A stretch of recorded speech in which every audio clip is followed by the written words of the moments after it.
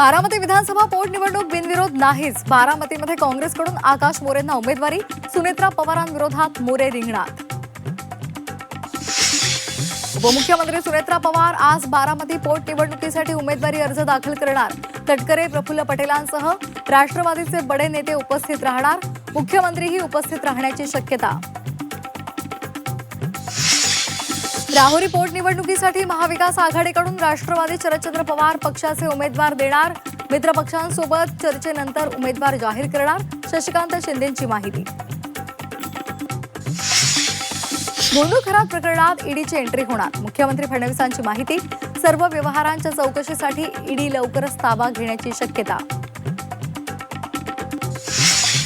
CBR कुठून आला याची चौकशी केली जाईल। मुख्यमंत्री देवेंद्र फडणवीसांची ग्वाही। संवेदनशील प्रकरणात आरोप प्रत्यारोप नको, मुख्यमंत्र्यांचं आवाहन।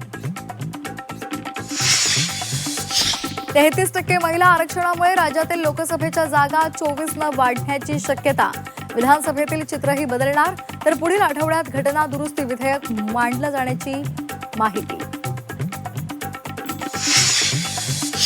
मुंबईच्या 7ही धरणांमध्ये 37% पाणीसाठा शिल्लक। जुलै अखेरपर्यंत पाणी पुरवण्याचं महापालिकेसमोर आव्हान। पाणी जपून वापरण्याचं मुंबईकरांना आवाहन।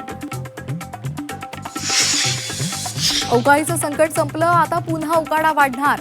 राज्यात पुन्हा तापमानाचा पारा वाढण्याचा अंदाज।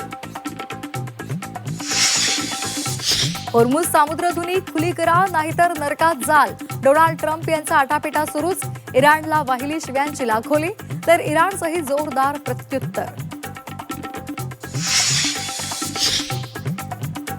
देशाच्या जीडीपी वाढीला युद्धाची झळ। मुडीजनं जीडीपी वाढीचा दर 6.8 वरून 6% खाली आणला, तर इंधन तुटवड्यामुळे महागाईही वाढण्याचा अंदाज। इंधन टंचाईमुळे नेपाळमध्ये 5 दिवसांचा आठवडा। सरकारी कार्यालय, शैक्षणिक संस्था 2 दिवस पूर्णपणे बंद राहणार।